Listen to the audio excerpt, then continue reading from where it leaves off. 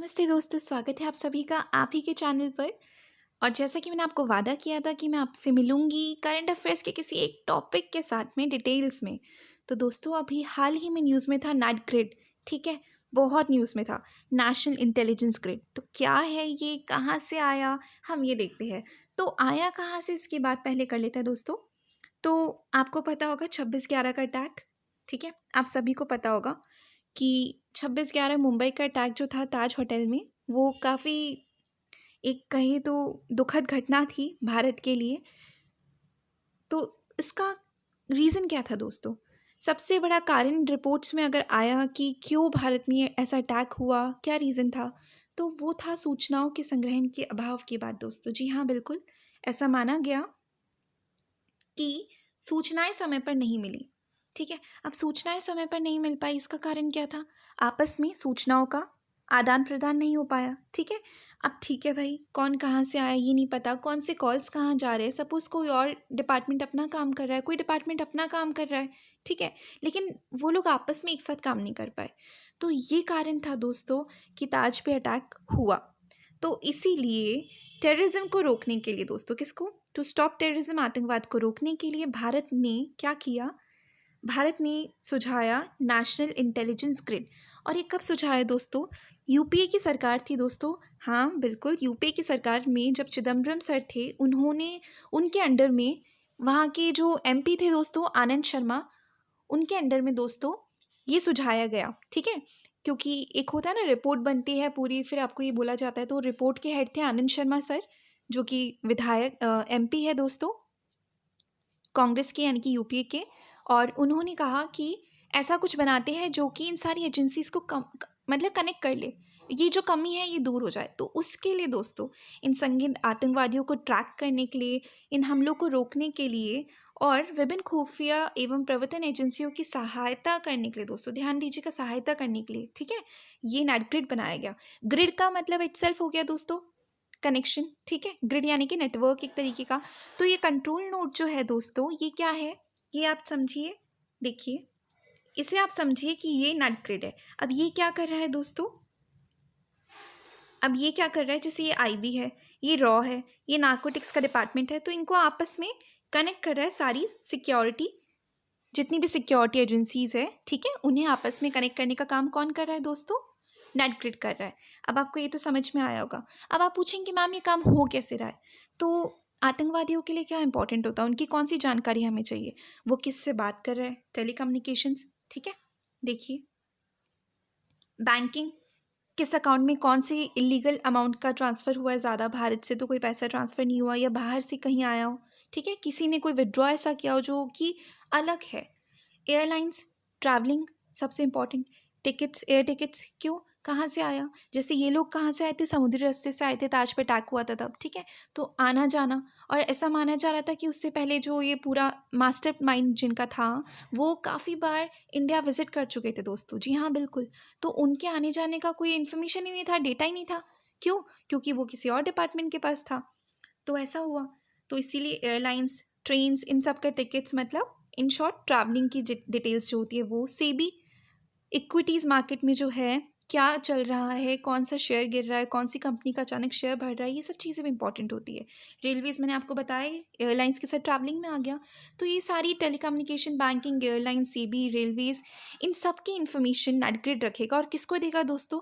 IB को, raw को, ठीक है, सीबीआई को, डीआरआई यानी कि रेवेन्यू इंटेलिजेंस को, ईडी का तो आपने नाम सुना ही होगा, बहुत बार अभी छापे मारे हैं हाल ही में। ठीक है, तो ऐसे एफआईयू, सीबीडीटी, ऐसे ये जितने भी सिक्योरिटी एजेंसीज हैं हमारी, जो भारत की, देश की, भारत के नागरिकों को एक सुरक्षा का भाव देती है, इन सबको ये दिया जाएगा।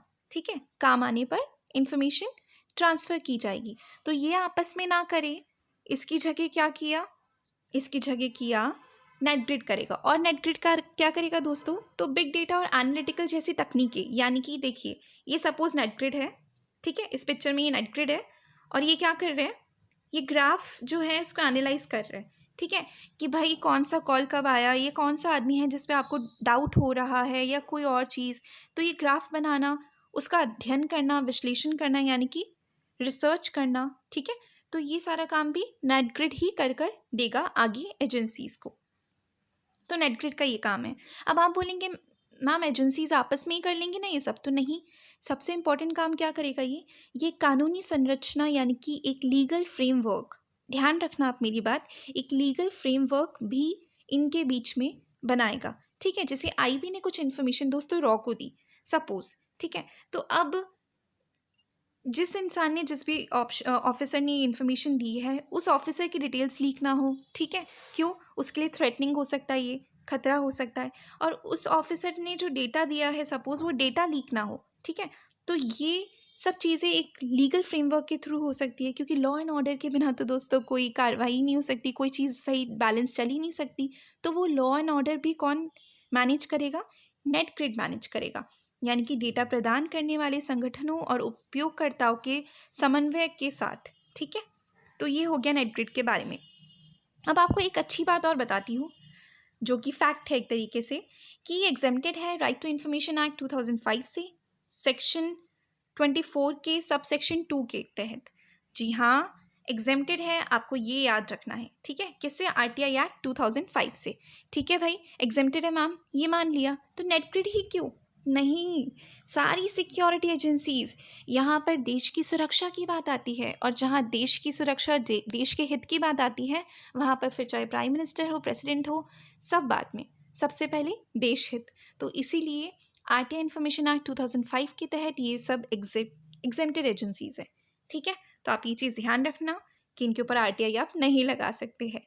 अब बात करते हैं एनसीआरबी की। तो आप फिर मुझसे पूछेंगे मैम नेट ग्रिड पढ़ाते पढ़ाते एनसीआरबी क्यों बताने लग गए आप? तो अभी दोस्तों हाल ही में नेट ग्रिड क्यों न्यूज़ में आया, मैं आपको पहले ये बता दूं।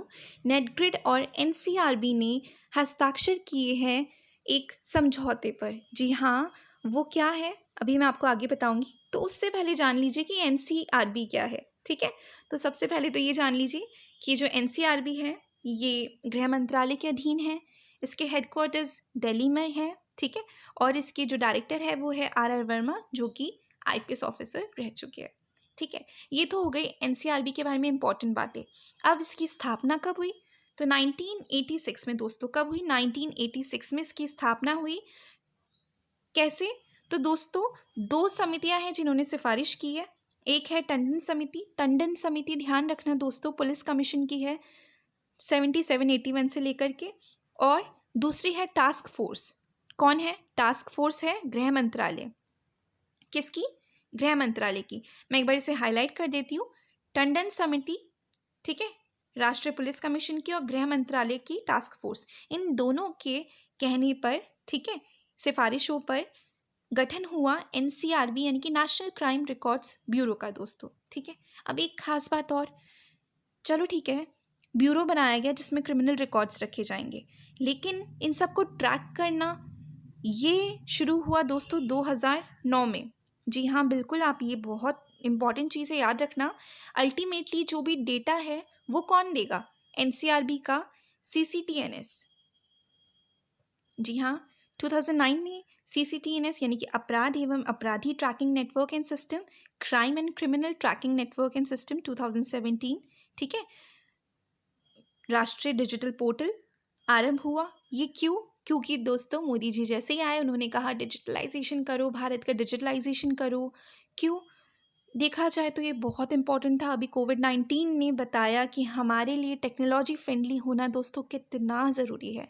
उस गरीब को जिसको नहीं पता कि पेटीएम पेमेंट कैसे करना है, उसके लिए ये कितना मुश्किल है। Screen lock. तो इसीलिए दोस्तों गृह मंत्रालय की टास्क फोर्स और टंडन समिति के द्वारा सिफारिश करने पर national crime records and bureau का स्थापना हुई इसकी, ठीक है, गृह मंत्रालय के अधीन जो आता है 1986 में, ठीक है। और 2017 में इसका डिजिटल पोर्टल बना है दोस्तों, और 2009 में सीसीटीएनएस आया था। ठीक है भाई, मैम समझ में आ गया कि ट्रैकिंग नेटवर्क का सिस्टम 2009 में स्टार्ट हुआ था, जो कि अब मदद करेगा नेट ग्रिड की, ठीक है। अब आगे देखते हैं। अभी मैंने आपको बताया एमओयू साइन हुआ है, इसीलिए नेट ग्रिड और एनसीआरबी न्यूज़ में थे, ठीक है। तो नेट ग्रिड खास करके, एनसीआरबी तो चलो फिर भी हमने कभी कभी पढ़ा है, नेट ग्रिड क्या है, कहाँ से आया, कभी कभी अचानक से एकदम होता है ना, जैसे ये हम लोग ब्लैकआउट हो जाते हैं, ये नया वर्ड कहाँ से आ गया, वैसा कुछ था। तो दोस्तों, हाल ही में अमित शाह जी ने अनाउंस किया है कि नेट ग्रिड और एनसीआरबी अब काम करेंगे साथ में।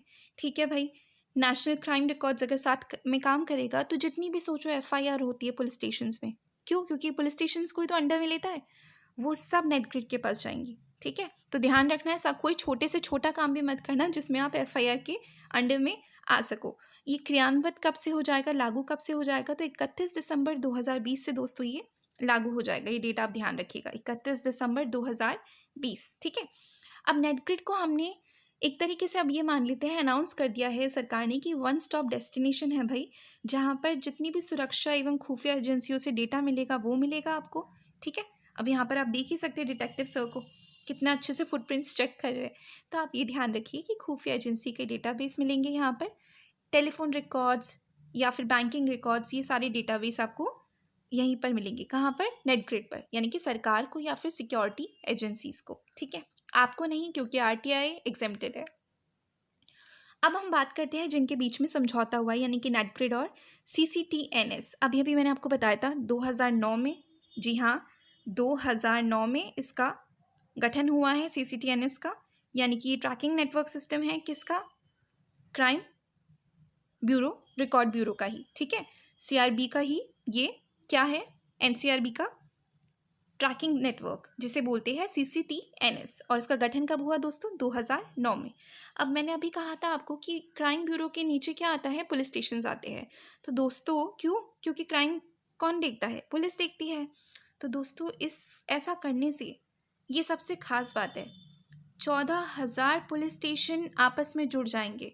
मतलब अगर दोस्तों राजस्थान में कोई क्राइम हुआ है तो आप ये देखिएगा कि आपको कहाँ पर, आपको कर्नाटका में पुलिस स्टेशन जो है वहाँ पर भी खबर मिल जाएगी कि वहाँ पर एफआईआर हुई थी इस संगीत के लिए, इसकी ये डिटेल्स है और वो आपको वहाँ पर मिल जाएंगी दोस्तों। ठीक है, तो काफ़ी इंटरेस्टिंग हो गया कि 14,000 पुलिस स्टेशन एक दूसरे से जुड़ जाएंगे। इसके बाद अगर हम इम्पॉर्टेंट चीज़ें देखें कि जुड़ेंगे कैसे दोस्तों, तो अभी हाल ही में इसके थ्रू सबसे इम्पॉर्टेंट चीज़ जो होगी वो ये है कि राज्य पुलिस स्टेशंस को कंपलसरी कर दिया है कि जो प्रथम सूचना रिपोर्ट है दोस्तों, वो सीसीटीएनएस के अंदर उन्हें लिखवानी ही होगी, यानी कि दर्ज करानी ही होगी। ठीक है, क्या करना होगा?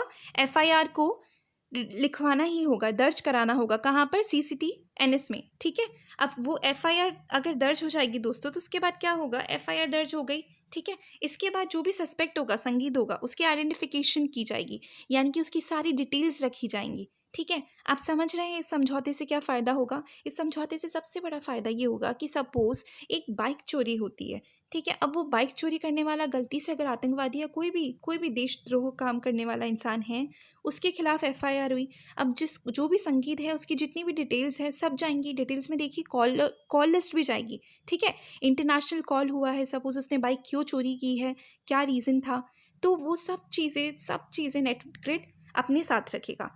और वो उसको नेट ग्रिड को अब कैसे साथ मिलेगा? जब सीसीटीएनएस की एफआईआर जो होगी, सीसीटीएनएस के ऊपर जितनी भी एफआईआर्स होंगी वो नेट ग्रिड देख सकेगा। ठीक है, तो ये बहुत ही अच्छी चीज़ है। रघुरमन सर जो है वो पहले सीईओ रहे हैं नेट ग्रिड के दोस्तों। जी हाँ, ये पिक्चर है रघुरमन सर की। इन्होंने ऐसा कहा कि अशोक पटनायक सर जो कि हाल ही में अभी सीईओ है, ये अशोक पटनायक सर है और ये रघुरमन सर है। तो इन्होंने कहा कि इतना पॉजिटिव स्टेप है ये देखा जाए तो, कि एक चैलेंज होगा दुनिया के लिए कि अब आओ और भारत में कोई आतंकवादी गतिविधि करके दिखाओ। तो ये है बेसिकली पूरा नेट ग्रिड का सिस्टम, यानी कि आप इन शॉर्ट कह लीजिए कि सारी सिक्योरिटी एजेंसीज को जोड़ना और डेटा ट्रांसफ़र करना ऑन अ लीगल फ्रेमवर्क। ठीक है, कब गठन हुआ, क्या हुआ, ये सब मैंने आपको बताया। तो ये थी short story. Thank you so much. अब अगली बार हम लोग मिलेंगे आई होप किसी और अच्छे नए टॉपिक के साथ। बाकी मैं कोशिश करूँगी नागालैंड का टॉपिक आपके साथ हो। Thank you so much.